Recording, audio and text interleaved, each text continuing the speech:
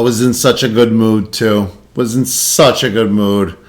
Hey there, everyone. That sexy nerd is back again. And, well, I never got to react to this movie because, again, Disney has gone absolutely insane with copyright. But, yeah, I guess I'm going to have to face some music here.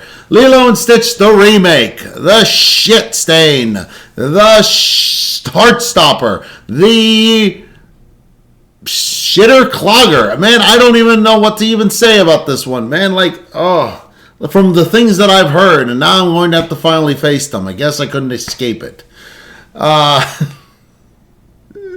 Yeah. They're about to ruin one of my favorite Disney movies, aren't they? Is there really much even to say? I know I'm not going to have a lot of good to say about this, nor is Nostalgia Critic. So, yeah. I will say, though, I am sorry for the impromptu vacation I've taken from YouTube. I had to get myself together and, had my birthday, and also had some, not only work, but games to play. So, that was just a little extra cherry on top. But yeah, I just need to get myself together for a little bit, and I'm back and got to play catch up. So, yeah. I will say, though, in regards to the subscriber that actually told me about Jurassic World Evolution 2, yeah, that game is amazing, and I'm so addicted to it, and I hate you because you turned me into a drug addict, honestly. Yeah, man, I'm having so much fun with that game, and yeah. Just thank you for subscribing, and thank you for being a member, and I love you, and I love all of you. I love all my subscribers. So why don't we just get into it? Because man, I would rather ride this high because I know it's gonna go all the way downhill. Hello, I'm the Nostalgia Critic guy. Remember, so you don't have to. Oh, no. What are you doing here, Elio? I came to get some advice. I thought you were handed over to people who were going to make you a nostalgia kid. I was. It's funny. My nephew was just watching this movie, so kids are watching it. Let's not forget about that. Let's not forget. But, man, I really wish it had a bigger audience, It just... I feel like it came out at the wrong time. I really think it should have come out around Christmas. But, what are you going to do? And who are they? Hello. Ah! What are you doing down there? Exactly what you think. We understand you're doing a review of the Lilo and Stitch remake. So? So they need your help making me more profitable in the future. And how am I supposed to help with that? With our new invention! The Bad Machine! What? Is that a new production company from J.J. Abrams? What? Anything that's good and makes it bad. But you're modern Disney. You're experts at Yeah, Or exactly. so they thought. Yeah, the Snow White remake was a huge bomb, but the Lilo and Stitch remake was a huge hit. How? We're trying to figure out the formula. Is everything a formula with you guys? Formulas are the seeds. It's just an accident. You see, the original Lilo and Stitch and Elio have a lot of parallels. Yeah, they both have dead parents, aliens, a weird little kid, a single caretaker. And they both didn't make much money when they came out. So Yeah, if we start working on a live-action surprisingly. remake of Elio now... Then we speed up the profits. Oh, and you want to see my thoughts on this Lilo and Stitch so you don't make the same mistakes. No, we want to make the exact same mistakes. Precisely. The good movie bombs but gains a following. While the bad remake thrives, but no one remembers it. Change one. The moral. Well, in both movies, it's about connecting with loved ones you're often at odds with. Sounds too good. Make it bad! Now it's about disconnecting with your loved ones to a point where you practically abandon them. Next, change two. The pacing. Well, again, in both movies, they take their time and show the connections with all the characters, even the side. Now just Sounds quicken the too pacing. Good. Make it bad. Now it's edited like a TikTok video with half the scenes cut down. Change three. The characters.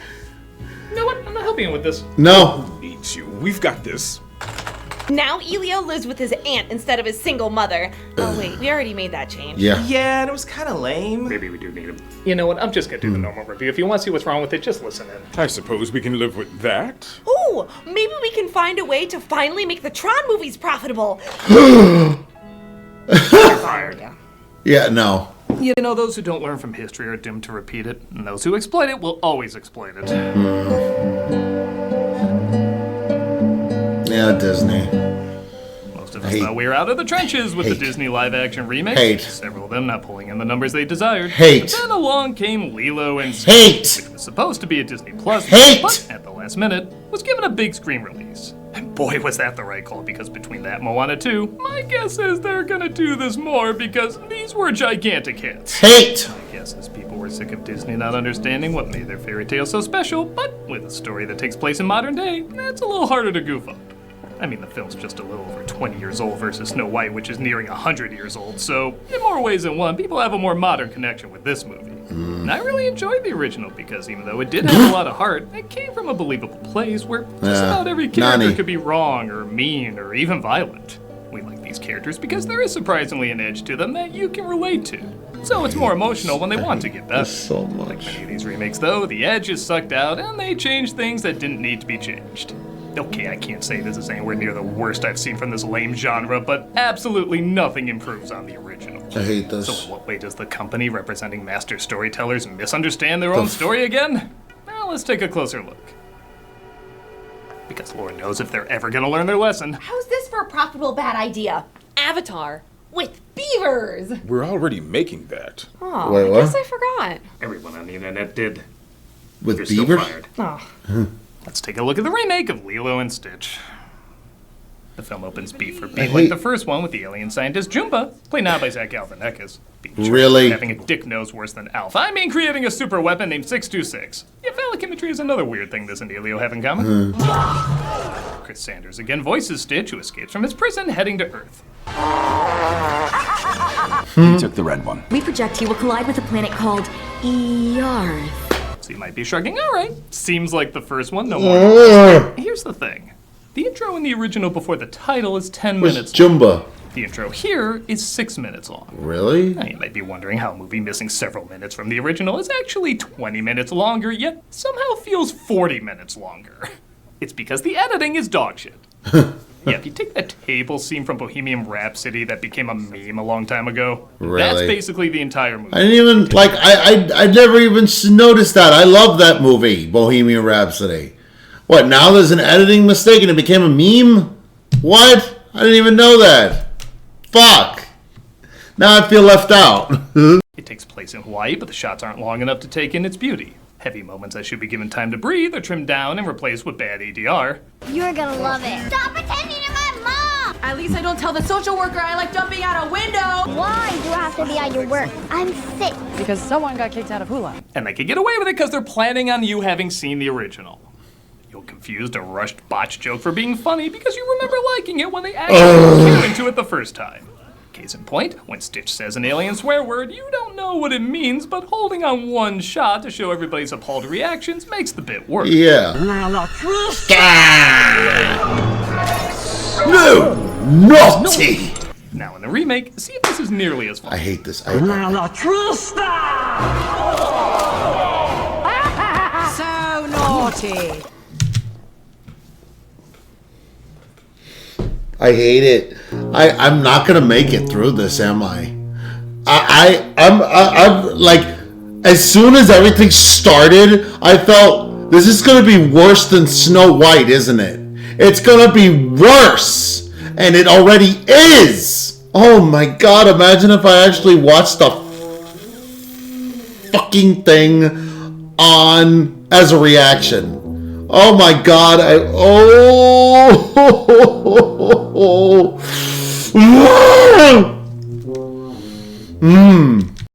Did it even sound like the councilwoman cared? Right? Naughty. So naughty! In that line while getting her nails done. The mic wasn't recording when I did that line? Okay, I'll do it again. So naughty. Good. So naughty! I don't really care. Like, I'm going to punch something by the end of this. I really, really am. Goodbye. Now you can make the argument because this is a Disney live-action remake and there's so much repeating, it's nice they just want to rush past the stuff we already know. But is that such a great bar to have? Isn't that like saying, well, I don't like hitting my balls with a hammer, but if I do it quickly, I can get through it all right? Or, you could just not hit your balls with a hammer! Stop seeing these shitty remakes! How is that fucking sandwich staying at the bottom of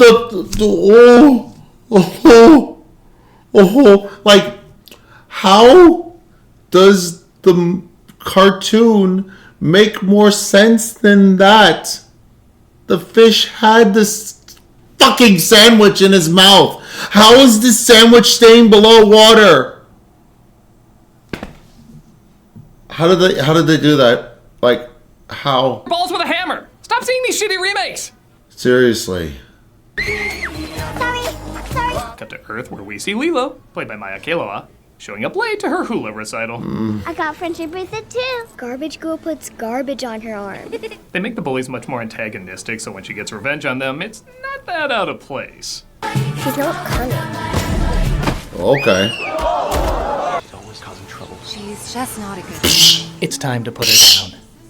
Yeah, you'll find Lilo's not really that weird in this. She'll certainly say that she's weird and an outcast and everything, but on top of pushing the bully not being nearly as funny as straight up assaulting her, Yeah, right. the bully doesn't sabotage Lilo, she just calls her crazy, causing Lilo to go from 1 to 100. You're crazy. I'm not. No, I'm not. That's even funnier. Immediately after, which is also cut from this version. Yeah, that scene of her hugging the doll. Time-wasting crap, not needed. But you see, part of the charm of Lilo is that she did feel like a real kid, but she was also still odd and troubled and grieving. This made her more complex and interesting. We sympathize with her and recognize these cries for help, even if she didn't. My friends need to be punished. No! Again, compare these two scenes. I had to get a sandwich for Pudge. He's a fish. So you're late because you fed a sandwich to a fish? Yeah, Pudge controls the weather. That kind of sounds like a normal thing a kid would say. But in the original, I'm late because I had to go to the store and get peanut butter because all we have is stinking tuna. Pudge controls the weather. that kid is going through something. Yeah. Her It's older hilarious. sister, Nani, played by Cindy Algadong, finds herself listening to Algadong. Lilo's recital. Don't worry, Peter Panning's assistant recorded the whole thing. The social worker is here. You can pout later, Lilo. That's not how pouting works. Like the original, Lilo locks Nani out of the house just as the social worker arrives. Only this time in the clever cameo, she's played by the original voice of Nani, Dave Ferrer. Aloha, Lilo. Oh. How are you? Is that blood? I've been practicing jumping out of my window. Ha, she's kidding. Ferrer is fine in the role, offering a lot more warmth and support, but Cobra Bubbles is Yeah. clearly more entertaining. Superior. It makes the humor much better, as he clearly has no sense of humor, making the moments where things go wrong much more stressful. That's the first move, though, I kind of am okay with. But again, why couldn't you just get Ving Rhames to do it? Like, he could still do it. Oh my god, you could have gotten The Rock. Have him be a freaking background role. You could have had him be The Rock. He could have done that. And if you had played it just like the original, it would have been freaking better. Imagine him like just pretending to be a social worker, The Rock pretending to be a social worker the entire time, and then what happens?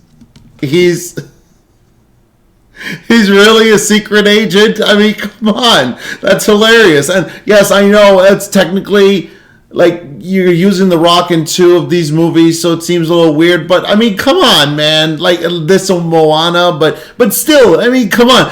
Imagine how funny. Yeah, I can't be the only one who thinks that would be hilarious. Come on. Nani, we both know this didn't go well today. In case you're wondering, this did not go well. The scenes are so rushed, they don't even mention how the parents died. In fact, when I first saw it, I didn't even hear them mention that they died. The action that sets everything in motion is practically glossed over. I know it hasn't been that long since your parents passed away. Just assume Lilo's fish sent a hurricane after them. You're gonna need that health insurance for when I kill you! Quick, hide in a pizza box! What's better than listening to you? Go to your room! I don't eat in my room! So the good news is, the acting is pretty great. I do believe these two are sisters, and they bring a lot of charm. If they didn't get good actors for these roles, I'm convinced everything about this would fall apart. But again, the rushed pacing ruins so many important moments. Remember when Nani talks about them being separated and Lilo starts to tear up but pretends not to? That's gone. Replaced with their neighbor, played by Amy Hill, giving some bad exposition dumps.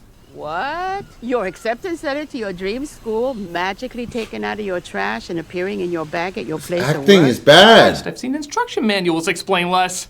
Like, you know what that reminded me of?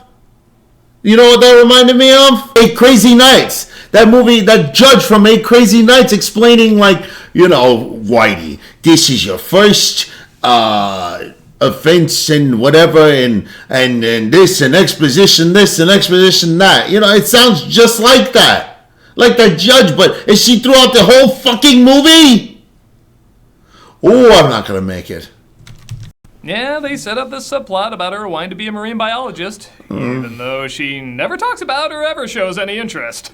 But thankfully, that gets in the way of major emotional scenes from the original, like when Nani said she'd rather have a rabbit than a sister, leading to this moment. I like you better as a sister than a mom. And you like me better as a sister than a rabbit, right? Oh. That's a real emotional moment, and there's a lot more like it in that scene. In the remake, it's literally delivered as a punchline. I like you better as a sister than a mom. Ouch.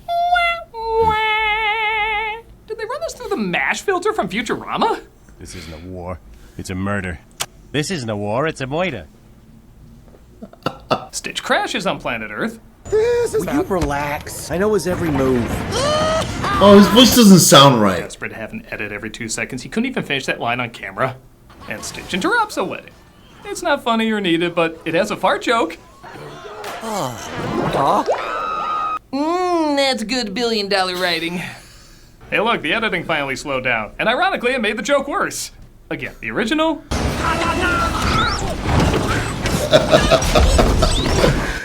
Still gets a laugh out of me. The remake.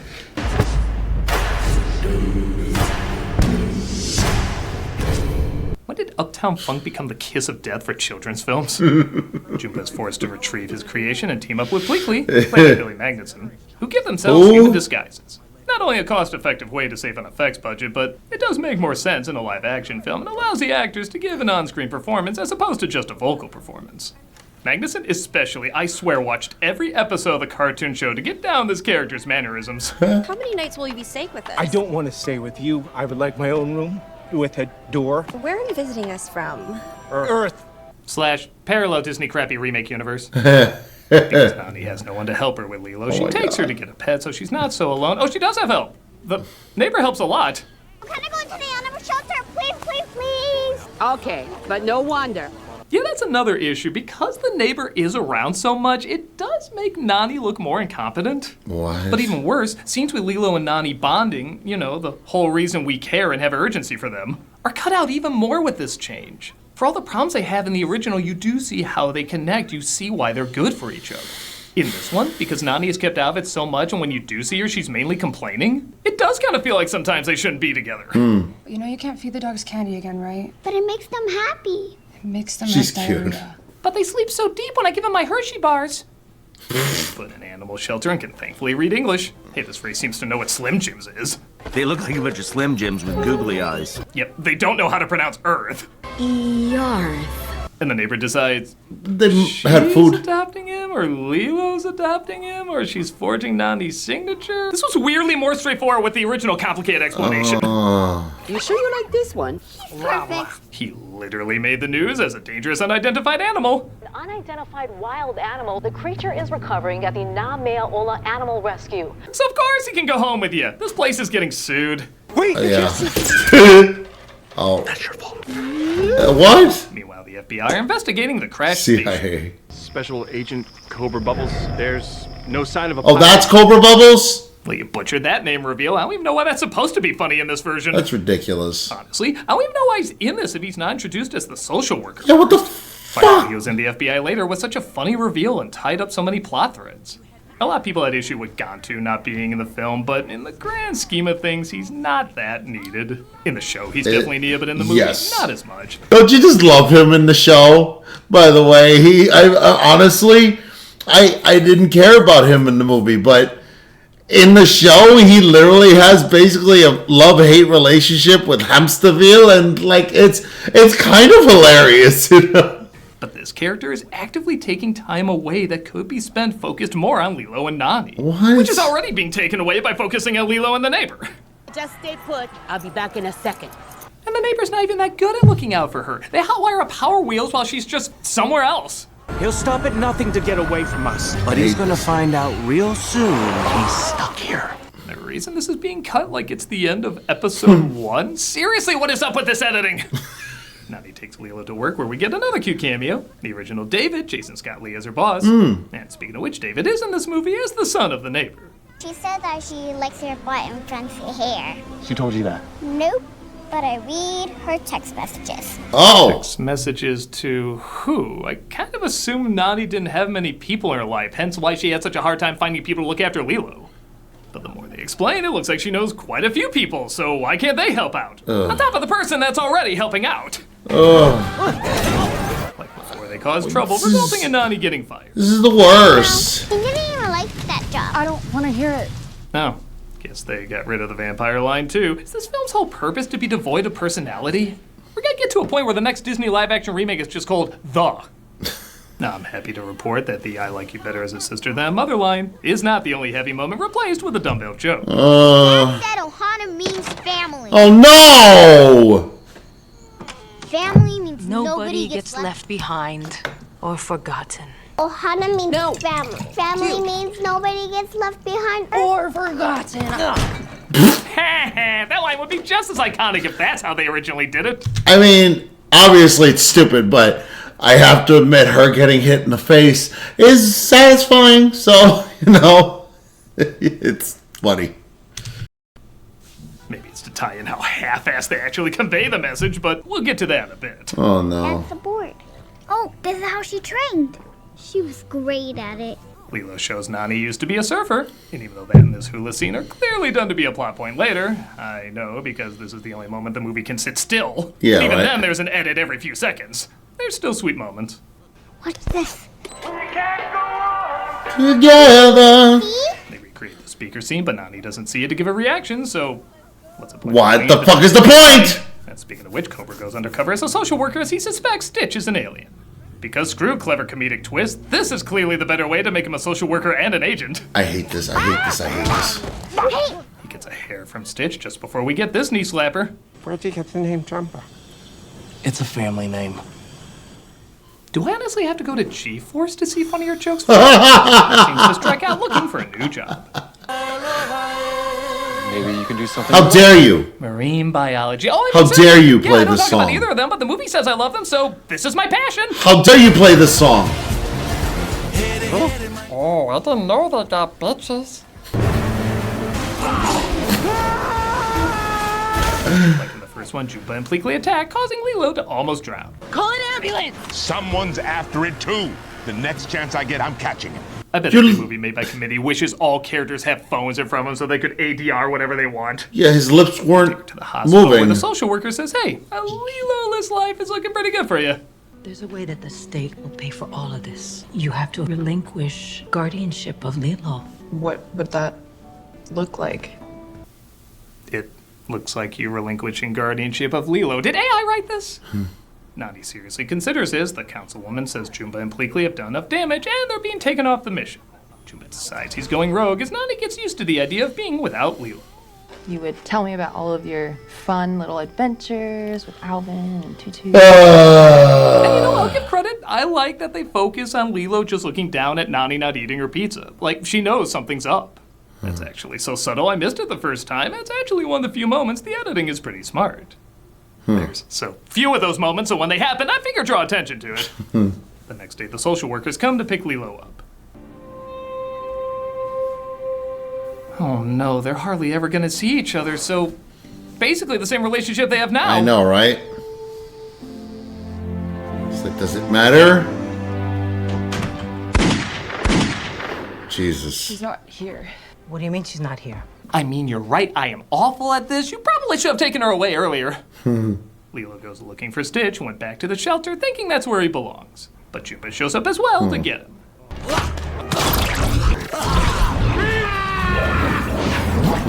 Good thing I showed you how to play Portal. He jumps back to his normal form to stop falling, and he chases him back to their home. Go away, hairy potato! Did you just call me a hairy potato? That's not nice. The voice doesn't sound right. You know, it's not like that's the worst line, but when you see what humanity gave this film, it kind of feels like it is. Oh. The only reason you picked her at that animal shelter was for your own protection. Is that true, Stitch? It's still true. Human shield! Who the hell cares? So Jumba ends up being the main threat, and while some people had a problem with this, I could take it or leave it. He already started off evil. It does make the story tighter, and it subtracts one extra character. But I also get the idea that the original complements the idea that people seen as outcasts should be given second chances. Yes. I don't know. I'm surprisingly indifferent to it. It's the ability to see what I hate it. He takes Lilo and Stitch aboard his ship as Cobra captures Pleakley and says he needs to take him into custody. Where is my sister? Priority is getting this thing into custody. I took an oath to protect the American people. What do you think we are? A Commonwealth. Wait, have I thought I was in Puerto Rico this whole time? Yeah. Help as Lilo breaks Stitch out and they eject Jumba from the ship, causing it to crash. Stitch goes back for Lilo's picture of her folks, but the water causes him to get heavier, making it impossible to bring him to the surface.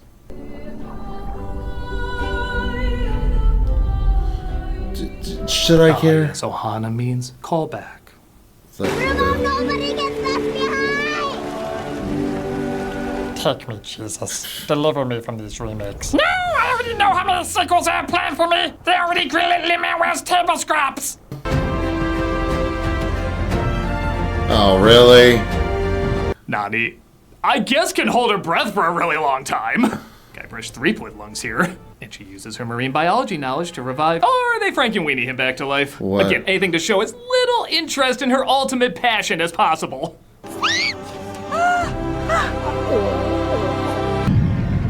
Hawaii somehow doesn't see that, and the aliens come to imprison Stitch. As for experiment 6-2... Stitch.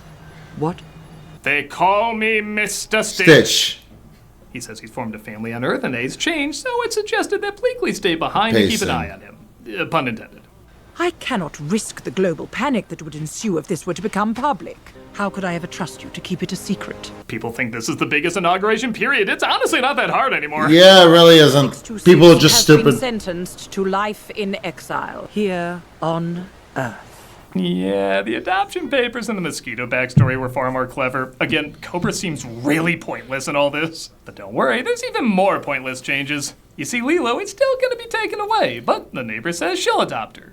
Okay, a little overly complicated, but whatever. At least they'll still be together. Oh wait, they won't, because Nani's gonna leave the state to go to that marine biology school. It's a lot more complicated than that.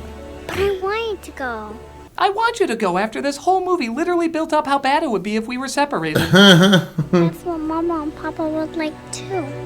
They told me so. Guess that was cut out too. I know, right? Like. But what about the blooming romance with David? What? What about it? Ohana means bye. Right. Now, granted, the end credit sequence does show she uses the portal gun to visit her. Oh. Doesn't sound like sleeping in there, Lilo. Get the gun. Was she under a restraining order? Why does she have to hide? So it does help out a little bit, but talk about confusing the message. The other was so straightforward and direct, but keeping in line, modern Disney has to overcomplicate things for no reason. I guess the director said he didn't want to restage the same beats of the original film. Just 90% of it. And both him and Sanders said they wanted to give the idea that the Hawaiian community would help out, as that's a big part of their culture. Totally fair, but there's more sensible ways to get that across.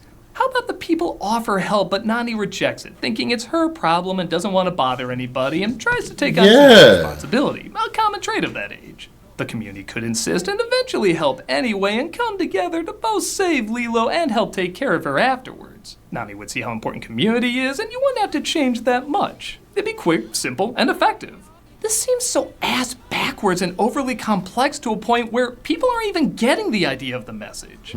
But hey, it wouldn't be a Disney live-action remake without that, would it? Does this mean I can, you know? No, this one's bad on its own. Oh. Like I said before, this isn't one of the worst. It does have good performances. Occasionally there's a I hate chuckle, it. and because it's a more modern I story, hate it. there's a touch less for them to misunderstand. But they do still misunderstand a lot about it. It feels condensed and rushed to a point where it feels like one of those Golden Book adaptations as opposed to a cinematic remake that's somehow longer.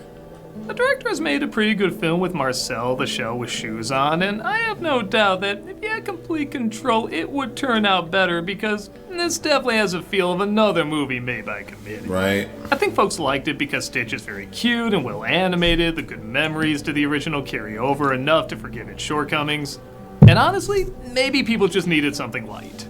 In my opinion, Lilo and Stitch is supposed to have a lot of things that are light about it, but also have a lot of depth and emotion too. And that's what makes us enjoy the happier moments. In fact, it transforms them from being something light into something important. Little things like dancing, feeding fish, making weird dolls sticks with us because the happy moments are there and are presented to us in a way that doesn't talk down to us. Such a better The remake doesn't movie. even attempt to talk down to us. It just gives us the frosting and none of the cake. And if you want to say, oh, lay off, I just want to have a good time with something forgettable, fair enough, but just remember you won't have nearly as good a time with this film phoning it in, unless this film worked hard to give you something that'll truly last. Absolutely. Well said. Wow. Maybe we should change the way we... Oh, knock it off, you didn't learn a thing. Yeah. All right. Do I get a last line? Nope. What? Your acceptance letter to your dream school magically taken out of your trash and appearing in... Okay, so yeah, I was able to make it for the most part without hitting things, like, because I finally calmed down a little bit, but oh my god, what a terrible movie. No, I hate these damn remakes. Like, again, there's only like one or two that I actually like. I think the Lady and the Tramp remake, and I can't think of anything else. I've not seen the Pete's Dragon remake. That's the only one. I think the only one that I like just a little bit is the frickin' Lady and the Tramp remake, which everybody else is like, I've never seen it. That's the only one that I'm like okay with.